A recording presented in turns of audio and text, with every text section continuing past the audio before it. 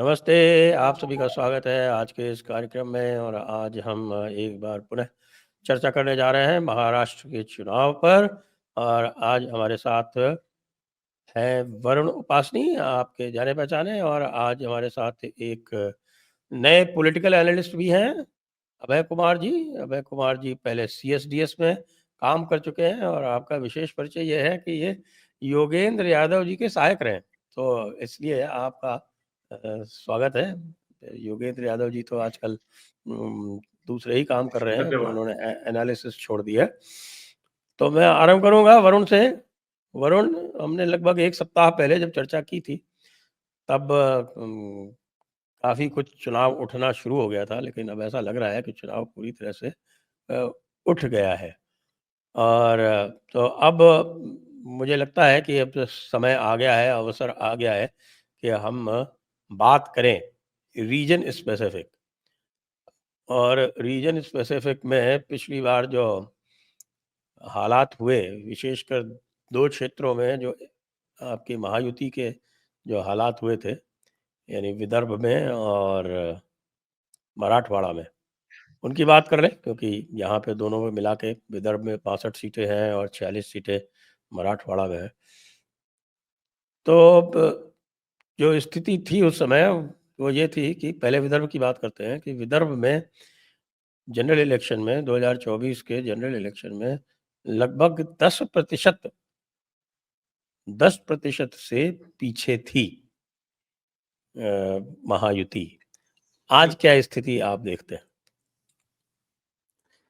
Sanjay ji, election के बाद 2024 के लोकसभा इलेक्शन के बाद काफ़ी ग्राउंड कवर किया है बीजेपी ने। और ख़ास करके विदर्भ में जो कि सेंटर स्पॉट माना जाता है आरएसएस का। मैं इसको एक थोड़ा हिस्टोरिकल एंगल से कहूँगा, क्योंकि अभी जो मैं इलेक्शन में देख रहा हूँ तो सारा जो संत समाज है वो भी पूरा मैदान में उतर आया है। और अगर हम महाराष्ट्र में देखें तो जो मराठी मानुस का जो डीएनए है, कल्चरल डीएनए है, वो थोड़ा-सा भक्ति की तरफ लीन है। और ये कहने में भी मैं गलत नहीं होऊँगा कि भक्ति मूवमेंट की जो शुरुआत थी, वो महाराष्ट्र से की गई थी हज़ारों साल पहले, जब संत ज्ञानेश्वर हो या बाकी सारे जो संत हैं, उन्होंने यहाँ पे भक्ति को फिर से जगाया था महाराष्ट्र में, जब इस्लामी शासनकारी फिर से महाराष्ट्र की तरफ आ रहे थे। उस पर वो जो 500 साल का एक कालखंड था, उसमें हमने देखा कि भक्ति मूवमेंट जो थी वो पॉलिटिक्स से काफ़ी अलग थी।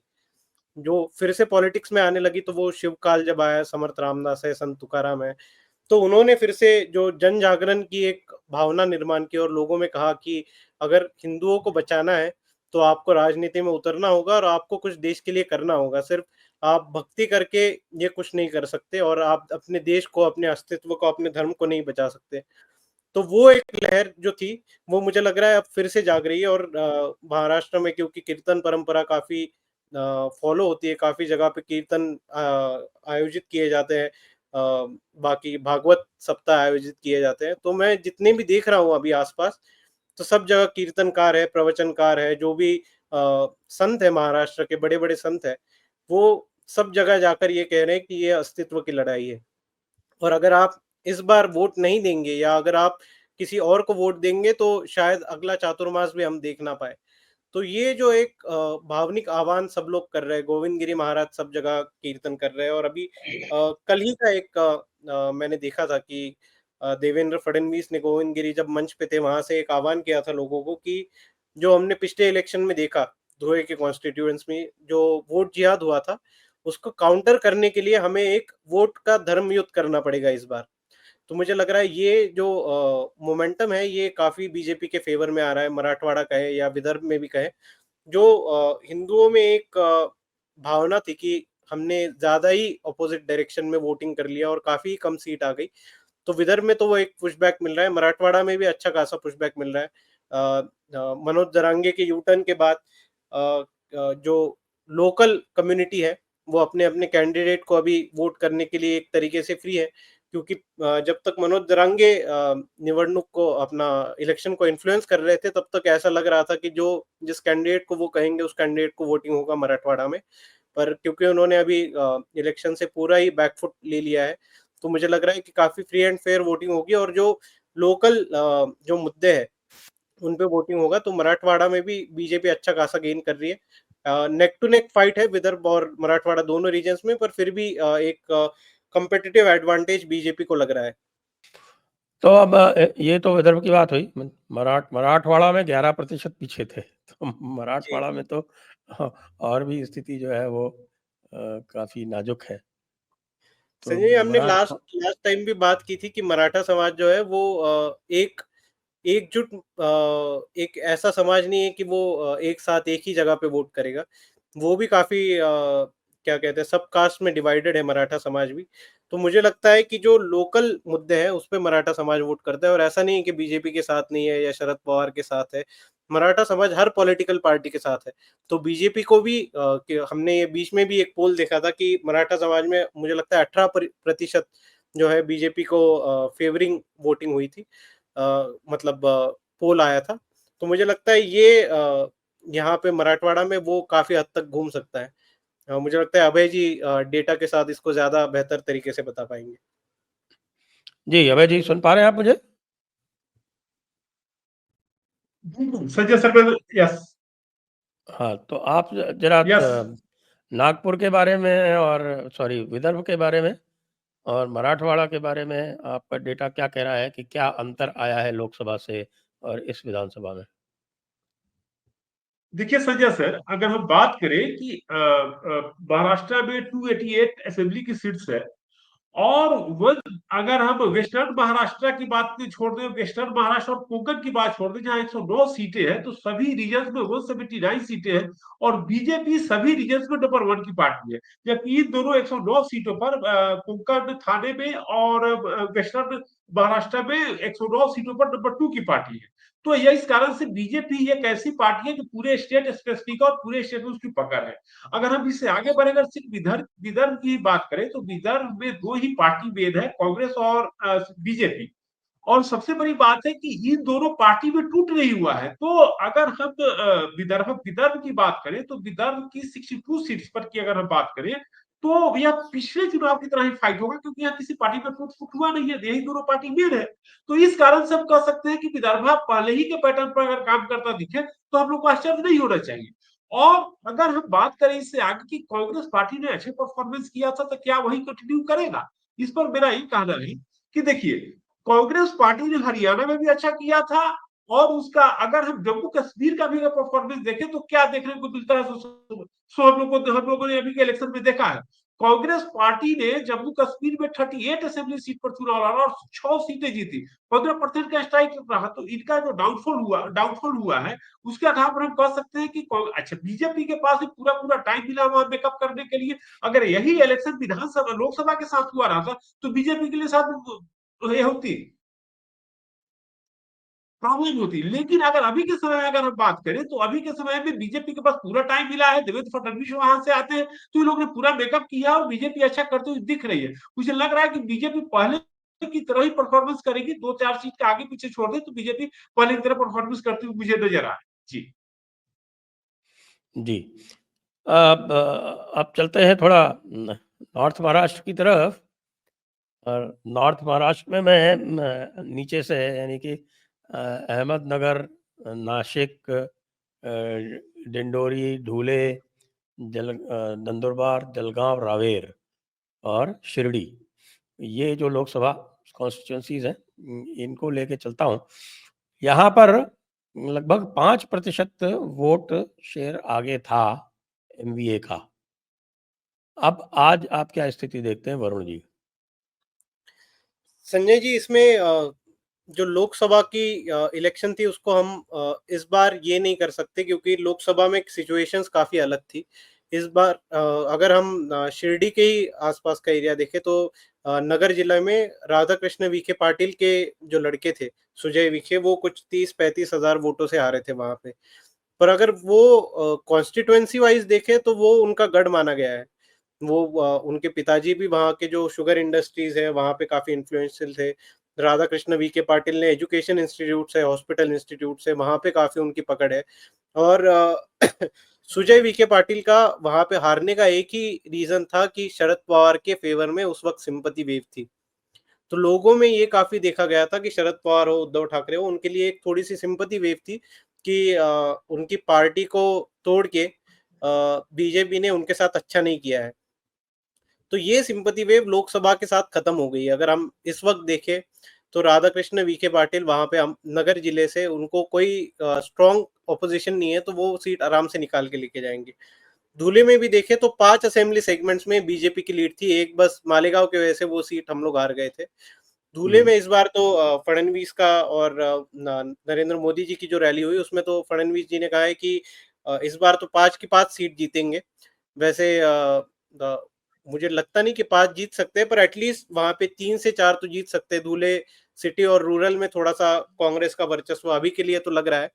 बाकी जालना में भी बीजेपी के फेवर में है। बाकी फिर मुझे लगता है कि ये सेगमेंट जो है नॉर्थ महाराष्ट्र वहाँ पे तो बीजेपी अच्छे खासे वोट शेयर से जीतेगी। और अभी हमने जो आईएनएस का पोल देखा उसमें कुछ कह रहे थे कि 16 सीटों के आसपास बीजेपी को आ सकती है, पर मुझे लगता है कि नॉर्दर्न महाराष्ट्र में बीजेपी 19 से 20 सीट टच कर लेगी। अच्छा, तो आपने जो रेफर किया है ये मैट्रीज वाला जो पोल है, हुँ। इसके बारे में क्या आपको लगता है कि ये एक अ, ठीक-ठाक पोल है या बायस्ड है?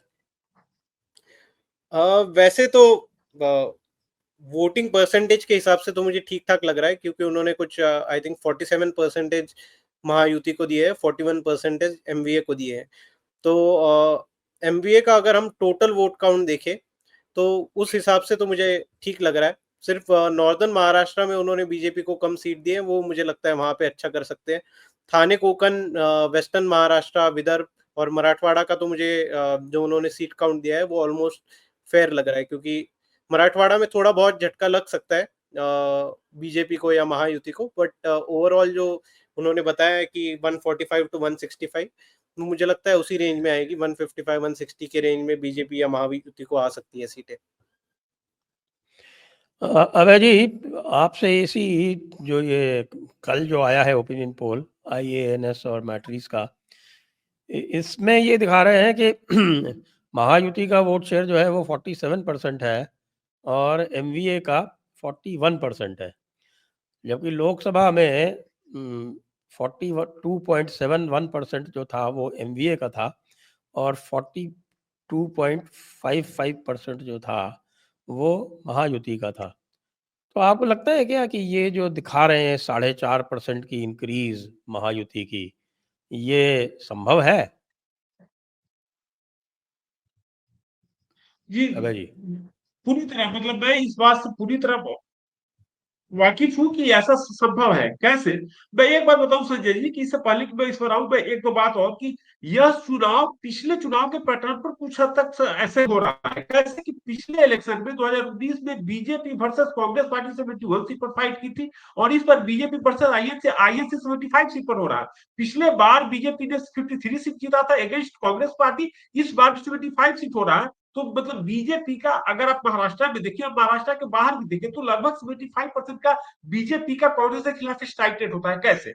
देखिए 2014 के लोकसभा चुनाव में 189 सीट पर बीजेपी वर्सेस कांग्रेस हुआ था, जिसमें 166 सीट बीजेपी जीती थी और 219 2009 मतलब 2019 के लोकसभा सीट में 190 सीट पर बीजेपी बीजेपी आईएनसी हुआ था, जिसमें 175 सीट बीजेपी जीती थी, 15 सीट कांग्रेस जीती थी। तो ओवरऑल अगर हम देश की बात करें तो बीजेपी और कांग्रेस में जहां भी डायरेक्ट फाइट होता है बीजेपी अच्छे परफॉर्म करती रहती है। तो यहाँ पर 75 सीट पूरे स्टेट में फाइट हो रहा है, तो बीजेपी ऐसे ही अच्छा करती हुई दिख रही है। और जहां तक आपने वोटिंग परसेंटेज की बात कही, तो एक मेरा इसमें एक टेक क्या है कि देखिए कहीं भी जब असेंबली पोल में अगर आप आते हैं, लोकसभा पोल से तुलना करना मैं थोड़ा सा बेईमानी से ये मानता हूं, क्योंकि लगभग 3 से 4 गुना ज्यादा कैंडिडेट्स हो जाते हैं विधानसभा के चुनाव में। और वहां पर क्या होता है कि किसी भी कैंडिडेट को 0 वोट तो आता नहीं है, तो वहां पर जो पार्टी लोकसभा चुनाव की अपेक्षा या अन्य चुनाव की अपेक्षा जो अपने वोट को बरकरार रखती है,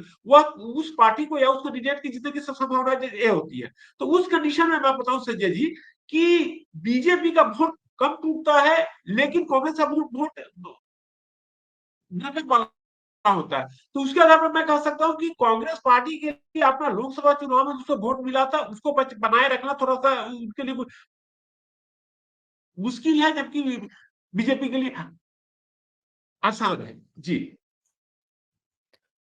जी, तो अब चलते हैं थोड़ा पश्चिमी महाराष्ट्र की ओर।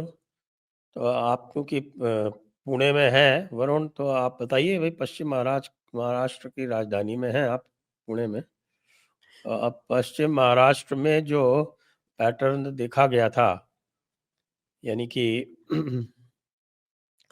पश्चिम महाराष्ट्र का जो पैटर्न है उसमें वोट शेयर में लगभग 4% की लीड थी अ, आपके एमवीए की। अच्छा, मैं थोड़ा सा यहाँ पर गलत बोल गया। नॉर्थ महाराष्ट्र में एमपी की लीड 1% की लीड जो थी वो एनडीए की थी, ना कि एमवीए की थी नॉर्थ महाराष्ट्र में। लेकिन ये वेस्टर्न महाराष्ट्र में लगभग 4-4.5% की लीड जो थी वो एमवीए के पास थी। अब यहाँ पर अधिकतर सीटें जो है, एनसीपी जो है वो अपनी जो 55 सीटें लड़ रही है, उस 55 सीटों में से लगभग 40 सीटें जो है वो पश्चिमी महाराष्ट्र में ही लड़ रही है। तो ऐसे में आपको क्या लगता है कि क्या स्थिति है? पश्चिमी महाराष्ट्र की 70 सीटें मानी जाती हैं। इसमें जहाँ तक मुझे दिख रहा है कि ये जो पुणे और मावल और कुछ क्षेत्र जो है आपके ये सतारा, कोल्हापुर इत्यादि, ये तो लोकसभा में भी यहाँ पर होल्ड किया था आपके महायुति ने। अब क्या स्थितियां लग रही हैं? सर, पुणे में तो पुणे और आसपास के एरिया में मुझे लगता है अच्छी खासी लीड मिल सकती है बीजेपी को, क्योंकि बीजेपी ने जो कैंडिडेट सिलेक्ट किए हैं वो काफी अच्छे हैं। पर मुझे लगता है सेकंड नंबर पर जो आएगा वो शरद पवार की पार्टी आ सकती है, क्योंकि जो स्ट्रॉन्ग होल्ड है शरद पवार का, जो 30, 40, 50 साल की राजनीति है वो इसी एरिया में उन्होंने की है, तो उनके भी अच्छे खासे सीटें आएंगे। अजीत पवार अगर 1-to-1 शरद पवार के साथ फाइट कर रहे हैं तो वहां पे वैसे देखा जाए तो कुछ सीटों पे शरद पवार के जीतने के चांसेस ज्यादा है। मुझे लगता है बीजेपी पश्चिम महाराष्ट्र में कम से कम 24 से 25 सीटें ला सकती हैं, और बाकी 12 से 14 सीटें शरद पवार के पार्टी को जाएंगी, और कुछ सिमिलर ही सीट काउंट 10 से 11 सीट अजीत पवार की पार्टी यहाँ से जीत सकती है। बाकी कुछ पॉकेट्स में कांग्रेस के कैंडिडेट्स या जो इंडिविजुअल कैंडिडेट्स हैं उनके भी जीतने के चांसेस है। अगर पुणे सिटी की बात करें तो कुछ कुछ सीटों पे ऐसा लग रहा था कि मामला फंस रहा है, जैसे कस्बा हो या फिर पर्वती हो, कैंटोनमेंट हो। तो कैंटोनमेंट में तो अभी भी स्थिति क्लियर नहीं लग रही है, ऐसा लग रहा है कि कांग्रेस के कैंडिडेट को हल्का एज है। पर अगर हम पर्वती गए तो वहाँ पे देवेंद्र फडणवीस की रैली हुई और उन्होंने जो प्रचार का शुभारंभ किया महाराष्ट्र में वो पर्वती से ही किया, तो उसके बाद से वहाँ पे काफी माहौल चेंज हुआ है।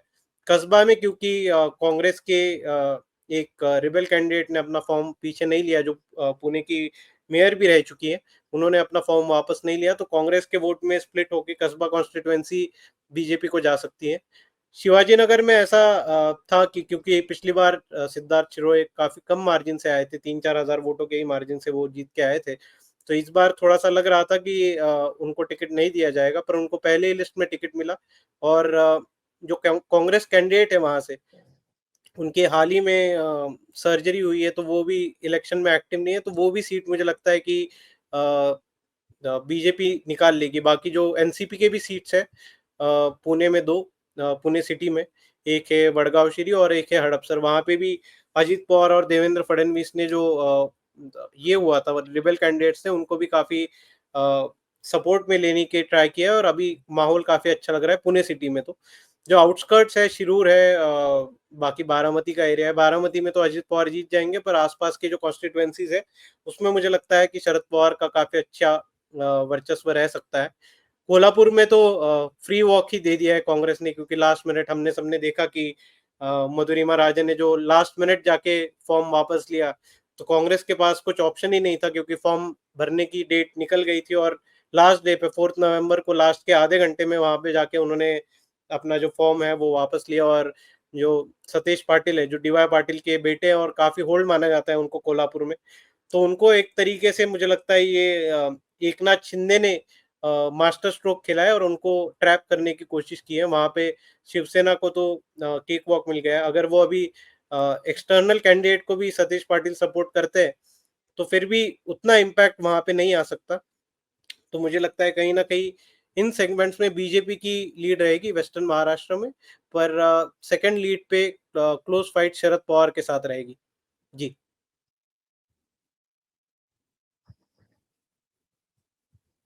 कुछ कहेंगे वेस्टर्न महाराष्ट्र के बारे में? बिल्कुल ऐसा है कि देखिए महायुति ने और बीजेपी ने एक बड़ा ही अच्छा कदम उठाया है। यह कदम यह है कि बीजेपी और महायुति ने जिस क्षेत्र में जिस पार्टी का वर्चस्व था या मजबूती थी वहां कैंडिडेट पुट कराया है। कैसे कि देखिए 38 सीट पर एनसीपी वर्सेस एनसीपी एसपी का फाइट हो रहा है। तो कहने का अर्थ है कि बीजेपी ने जो या महायुति ने जो सीट का डिस्ट्रीब्यूशन किया इतना अच्छा किया है, इतना खूबसूरती से किया है तो भैया जिसकी जो मजबूती है वहां का फाइट करे। तो यहाँ पर बीजेपी का जो कमजोर सीट था वहां पर उसने चाचा और भतीजा की आपसी हो रही है। तो यहाँ पर बीजेपी के लिए अच्छी संभावना मैं देख रहा हूँ, एनडीए के लिए फिर मैं अच्छी महायुति के लिए देख रहा हूँ, क्योंकि यहाँ पर बीजेपी का जो सीट डिस्ट्रीब्यूशन वो काफी अच्छा है और इसका फायदा इन लोगों को मिलेगा। जी जी। अब एक जो पिछली बार भी जो कोंकण क्षेत्र था और ठाणे कल्याण वाला जो क्षेत्र है, ठाणे कल्याण पालघर और भिवंडी वाला, ये लगभग स्वीप किया था। भिवंडी में यद्यपि लोकसभा क्षेत्र में 4 सीटें जीते थे, मेरे ख्याल से शिवसेना थी यहाँ पे जी। या एक मिनट। तो 4 सीट जीतने के बाद भी 2 सीटें जो थी उसके कारण ये लोग चुनाव में पीछे रह गए थे, यानी कि लोकसभा सीट जो थी वो निकल गई थी। लेकिन पालघर, ठाणे, कल्याण ये भी जीते थे और रायगढ़ और रत्नागिरी, सिंधुदुर्ग भी जीते थे। तो ये जो क्षेत्र है ये इनका स्ट्रांग होल्ड भी है और यहाँ पर इन्होंने अच्छी खासी लीड भी ली थी। यदि वोट शेयर के हिसाब से देखा जाए तो यहाँ पर मेरे विचार से ये यहाँ पर इन्होंने लीड ली है लगभग से 9% की, 9.7 यानी लगभग 10% की लीड है। तो क्या अब ये लीड बरकरार रहेगी कि यहाँ भी 39 सीटें हैं इस क्षेत्र में?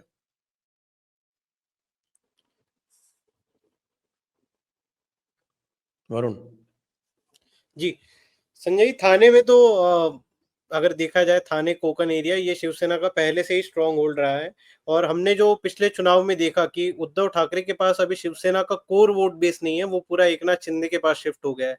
तो उद्धव ठाकरे का पॉलिटिकल जो अस्तित्व है वो केवल अभी मुस्लिम वोटों पे टिका हुआ है।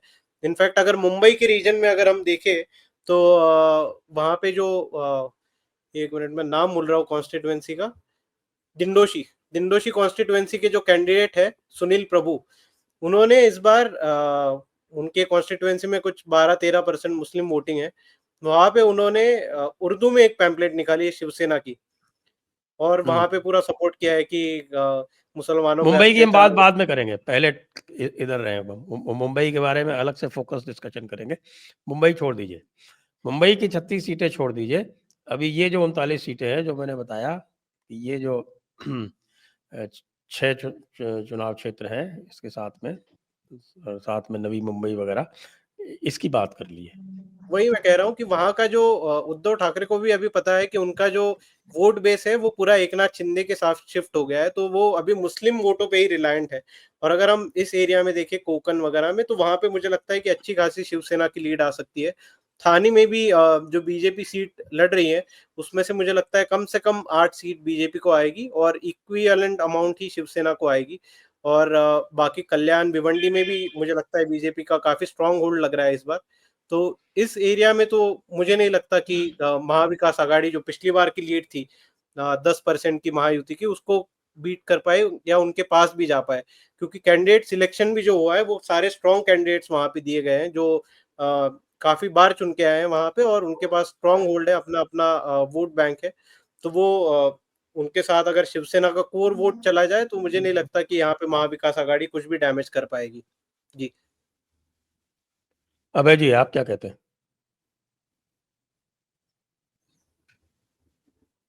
जी ऐसा है सर कि देखिए 50 सीटों पर, इस विधानसभा चुनाव में 50 सीटों पर दोनों शिवसेना के दोनों जो फैक्शन है एक दूसरे के खिलाफ फाइट कर रहे हैं 50 सीट्स पर। तो कहने का यह है कि यहाँ भी बीजेपी ने अच्छा अपना गेम प्लान खेला है महायुति ने, और इनको इनके ही ये अपने लोगों के साथ फाइट कराया है, और इसका फायदा महायुति को अवश्य मिलेगा। और मैं बताऊं कि पहले भी जैसे मैंने कहा था कि 109 जो विधानसभा की सीटें 17 वेस्टर्न महाराष्ट्र 39 ठाणे कोंकण, वहां पर बीजेपी अपने आप को तीसरे पैदान पर रख करके काम कर रही है, और यहाँ पर इन दोनों क्षेत्रों में इन दोनों पार्टियों को आगे बढ़ा रही है। इसका फायदा महायुति को और बीजेपी को अच्छे से मिलता हुआ दिख रहा है। और मैं देख रहा हूँ कि मतलब पहले की अपेक्षा 2014 और 20 के विधानसभा की तरह ही यहाँ भी अगर रिजल्ट आ जाए तो मुझे मतलब आश्चर्य की बात नहीं होगी, बस थोड़ा सा ऊपर नीचे ही होगा। जी संजय। जी, अब चलते हैं मुंबई पर, क्योंकि मुंबई में बड़ा ही इंटरेस्टिंग हो रहा है।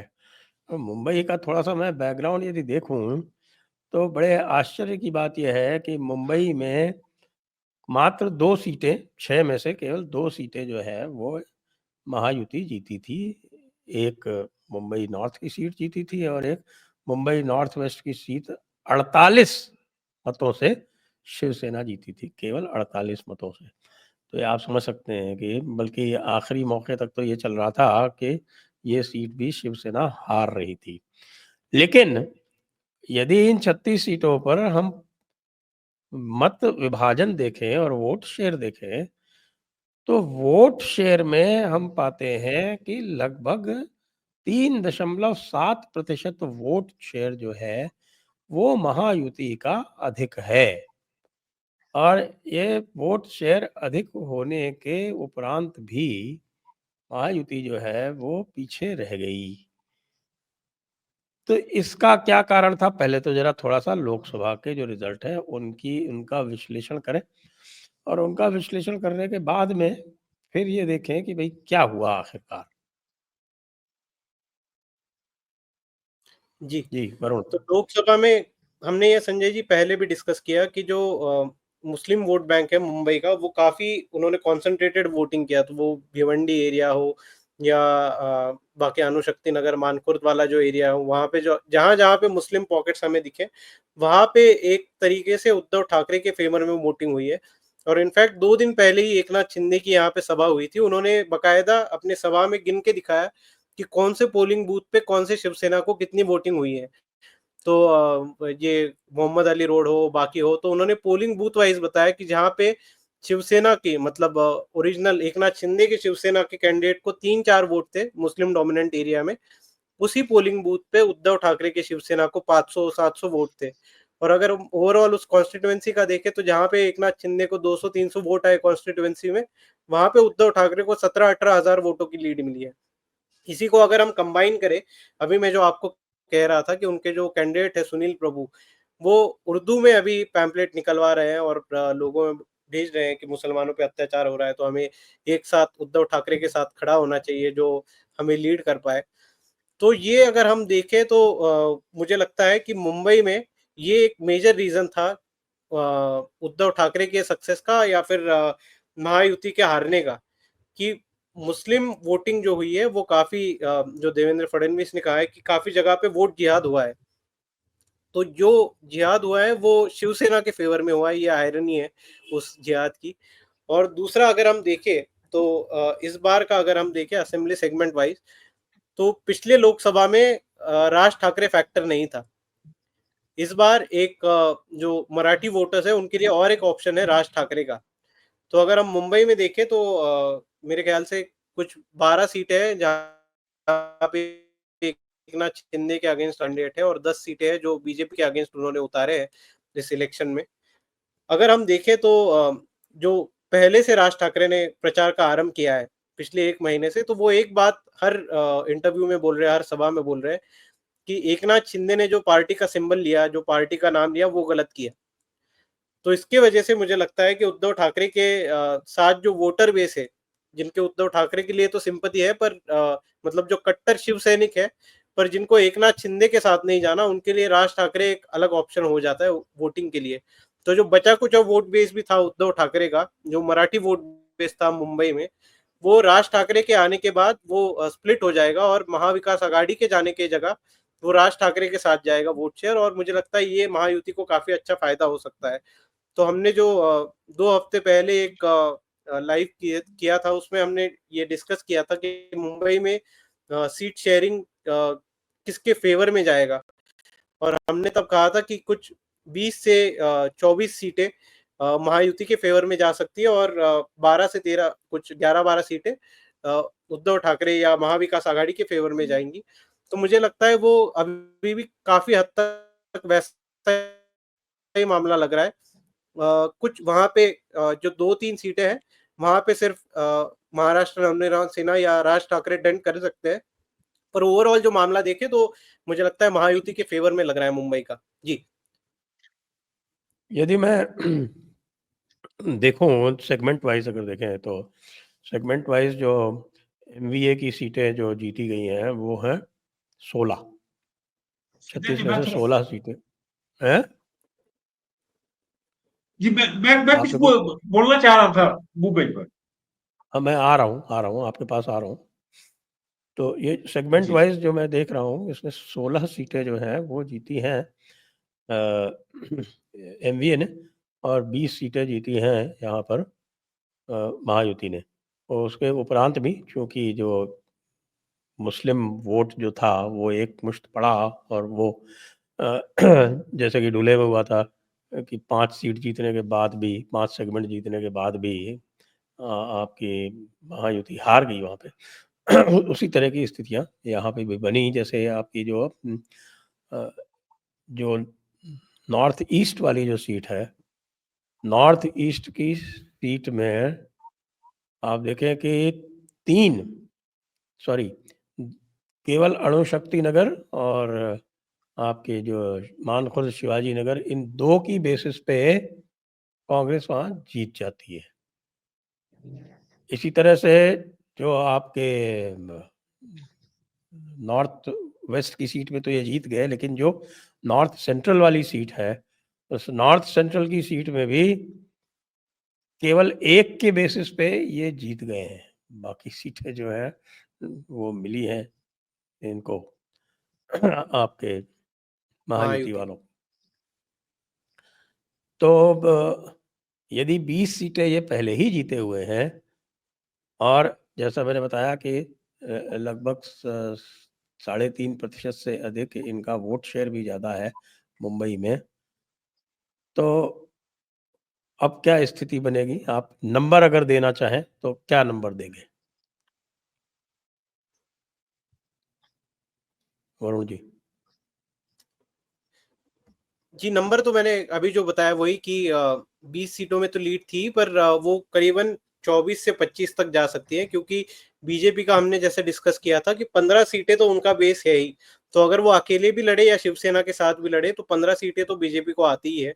शिवसेना को हमने देखा है कि शिवसेना को 13 या 14 सीटें आती है, जिसमें से मेजॉरिटी एमएलए उद्धव ठाकरे के साथ है। पर वहाँ पे भी क्योंकि अभी राज ठाकरे के कैंडिडेट है, तो वो 8 एमएलए भी उनकी सीट बचाने के लिए मुझे मुश्किल लग रहा है। अभी हाल ही में राज ठाकरे ने संजय राउत के भाई के कॉन्स्टिट्यूएंसी में विक्रोई में वहाँ पे सभा की थी, और वहाँ पे भी माहौल घूमते हुए नज़र आ रहा है। उन्होंने काफ़ी संजय राउत की वहाँ पे कही सुनी की थी, और कहा था कि ये बस सुबह उठ के बोलने आ जाते हैं, इनको कुछ अता-पता है नहीं, और इसी बेसिस पे इनको बस चुनाव लड़ाया जा रहा है, और काफ़ी गाली-गलौज भी हुई थी वहाँ पे उस सभा में।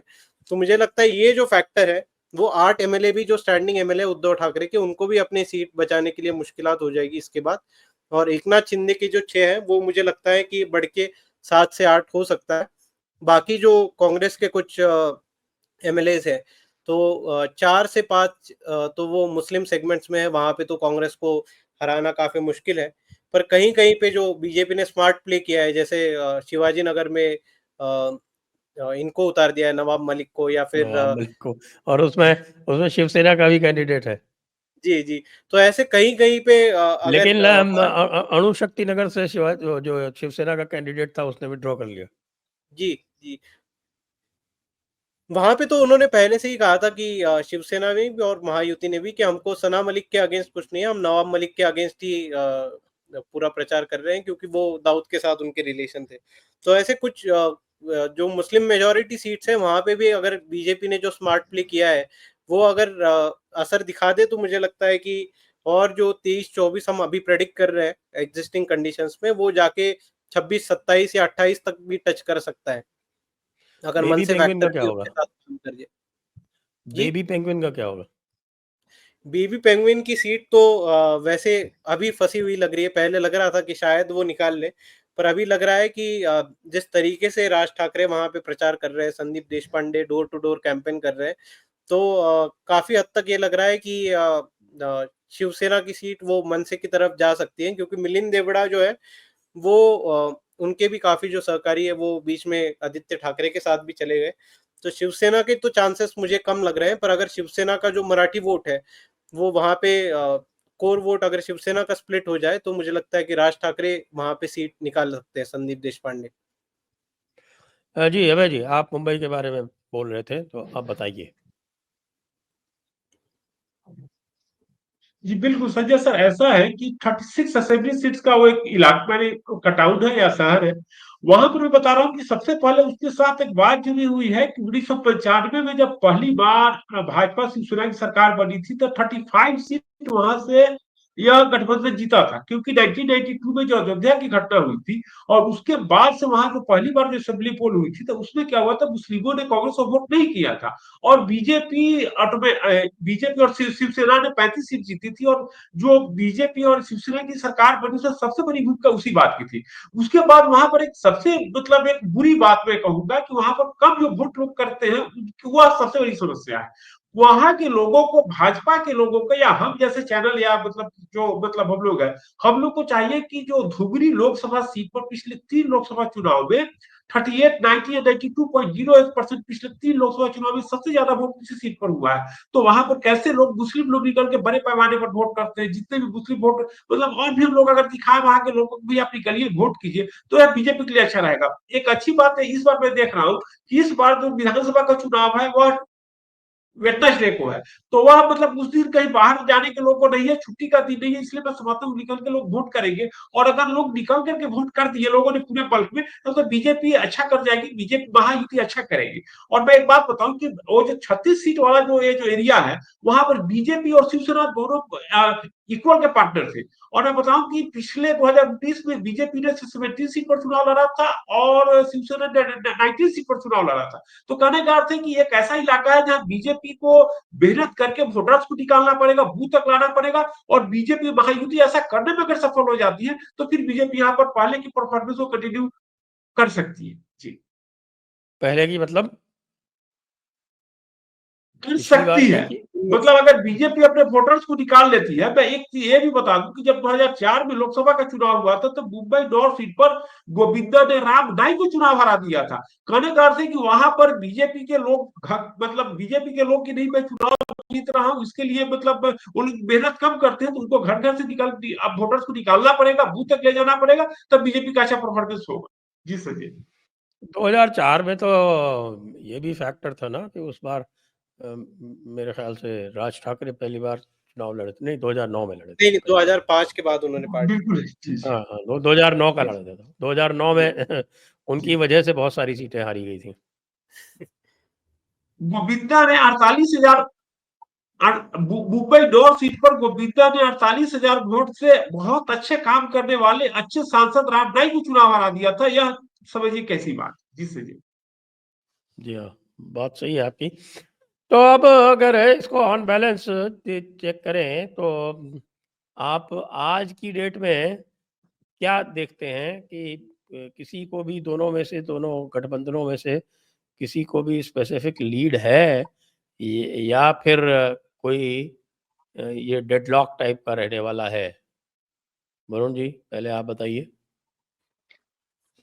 संजय जी, जो पहले 4 नवंबर तक तो कुछ ज्यादा क्लैरिटी नहीं थी, क्योंकि सबके रिबेल कैंडिडेट्स खड़े हुए थे, पर उसके बाद जो मनाया गया महायुति ने, तो मुझे लगता है कि उसके बाद अजीत पवार है, एकनाथ शिंदे, देवेंद्र फडणवीस है, ये सब एक साथ काम कर रहे हैं और सब जगह सबकी सभाएं हो रही है। मतलब पुणे में भी सब तीनों की सभाएं हो रही है, बाकी मुंबई, थाने, कोकण सब जगह जो है तीनों लीडर एक साथ सभा कर रहे हैं। अपने कार्यकर्ताओं को एकजुट रख रहे हैं, और जहाँ पे अपनी सीट ना भी हो, तो जहाँ पे बीजेपी की सीट ना भी हो, वहाँ पे भी देवेंद्र फडणवीस अपने कार्यकर्ताओं को जाके बोल रहे हैं कि यहाँ पे जो महायुति का कैंडिडेट है, शिवसेना का हो या एनसीपी का हो, हमें उनको जिताना है।